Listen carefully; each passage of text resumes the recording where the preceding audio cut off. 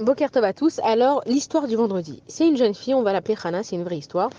C'est une jeune fille qui était en week-end à Tzfat avec ses copines et elle devait passer la semaine là-bas. Ils avaient prévu plein d'attractions.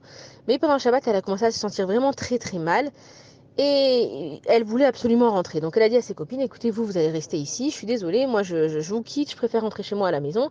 Elle habitait à Arnov.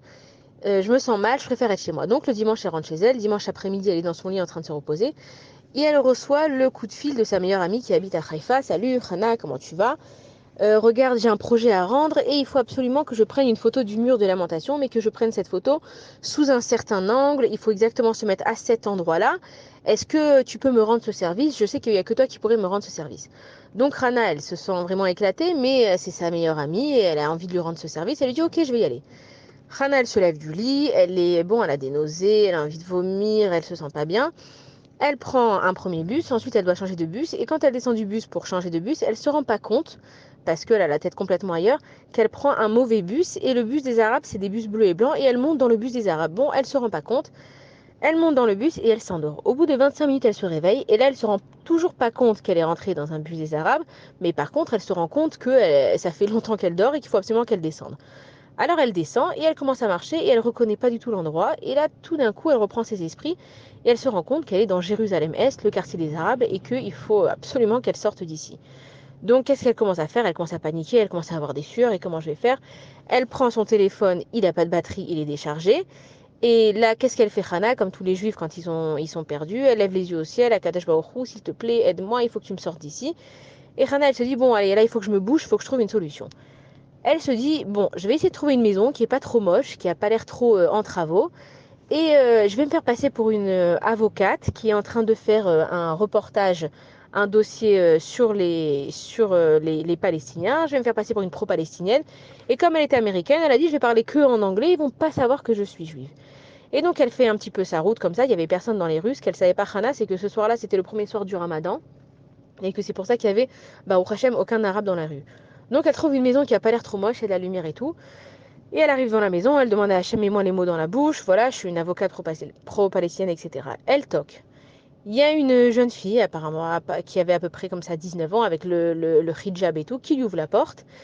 Et Hana, elle s'apprête à ouvrir sa bouche pour lui raconter tout son speech d'avocate. Et la palestinienne, elle lui fait, Hana, qu'est-ce que tu fais ici? Et alors là, Hana, elle perd tous ses moyens. Elle dit c'est pas possible, elle sait plus quoi dire, elle sait plus quoi faire, elle est complètement chamboulée. Et là, la palestinienne, elle la tire et elle la rentre dans la maison, elle ferme la porte. Elle dit Hana, mais comment ça me fait plaisir que tu es venue me voir et je t'avais dit de venir me voir. Et tu sais, j'ai toujours la carte que tu m'as donnée, tu peux pas savoir comment tu m'as touchée et tout.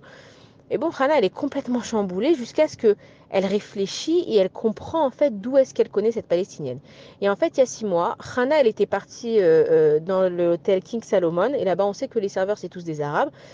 Elle participait là-bas à un séminaire et elle avait décidé que chaque personne du staff qu'elle allait rencontrer, elle allait faire connaissance avec lui et qu'elle allait sympathiser avec eux. Et donc c'est ce qu'elle a fait pendant son séjour là-bas au King Salomon. Elle a sympathisé avec tous les serveurs, les cuisiniers qu'elle a rencontrés, les femmes de ménage qu'elle a rencontrées.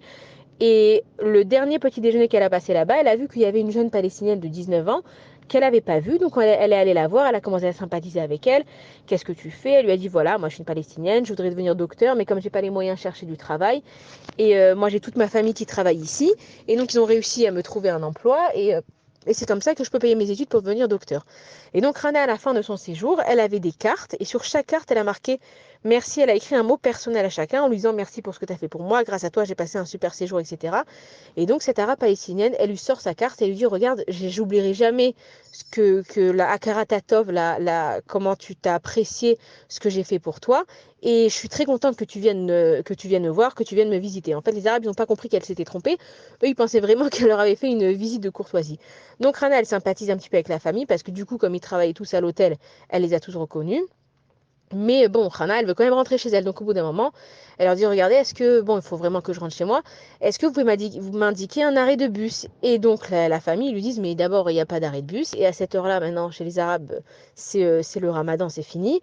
Personne, tu trouveras pas comment rentrer. Et donc l'oncle de cette Palestinienne, il lui propose à Hana, il lui dit, si tu veux, moi je peux te ramener à l'arrêt de bus le plus proche, et comme ça tu rentres chez toi. Hana, elle n'a pas le choix, et puis elle sent qu'elle est entre de bonnes mains, elle dit ok.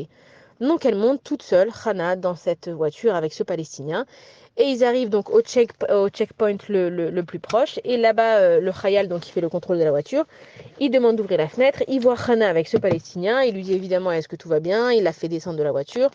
Hana, elle dit non, non, vous inquiétez pas, je le connais, mais il m'a ramené, merci beaucoup et tout. Et bah, au Hachem Khan, elle a réussi à rentrer chez elle. Et le lendemain, en fait, elle est repartie au King Salomon pour les remercier la famille de ce qu'ils avaient fait pour elle. Et en fait, dans cette histoire, qui est donc une vraie histoire, c'est que, évidemment, que Akadosh Baruch Hu, il était avec Hana depuis le début. Évidemment qu'il avait prédit tous les événements. Évidemment que tout ce qu'elle a réussi à faire, c'était grâce à Akadosh Baruch Hu. Mais Hana, ce qu'elle a fait quand elle était il y a 6 mois à l'hôtel, c'est qu'elle s'est pas dit, il y a des gens qui croisent ma route, et ben ils ont qu'à croiser ma route. Rana, elle s'est dit, chaque personne qui croise ma route, si je la croise à un moment donné, c'est que j'ai quelque chose à voir avec cette personne, c'est que j'ai quelque chose à faire. Et que comme elle ne pouvait pas leur donner des tips et des pourboires au serveur à tout le monde, elle s'est dit, je vais leur laisser un merci pour qu'ils sentent que ce qu'ils ont fait, ce n'est pas passé inaperçu. Et ce qu'on apprend de cette histoire, c'est qu'il ne faut pas croire que chaque rencontre qu'on fait, elle est banale, et que si on parle avec une personne, c'était banal, et que si on s'est retrouvé à ce moment-là, à cet endroit-là avec une certaine personne, c'est qu'on a quelque chose à faire avec cette personne et qu'il faut profiter de chaque instant avec qui on est pour essayer de faire le maximum, apporter le maximum de joie, que ce soit de tenir la porte à quelqu'un, que ce soit de laisser sa place à quelqu'un, que ce soit de dire merci. Quand on voit peut-être quelqu'un qui est stressé, de le rassurer. Quand on voit quelqu'un qui est pressé, de l'aider de quelque façon qu'il soit. Parce que Akadosh Baruch Hu, il nous envoie des gens dans la vie. Nous, on croit qu'on marche dans la rue, on rencontre des gens. Hachem, il nous envoie des gens dans la rue et que grâce à ça, on acquiert des mérites qui peuvent nous sauver plus tard dans nos vies. Shabbat shalom à tous.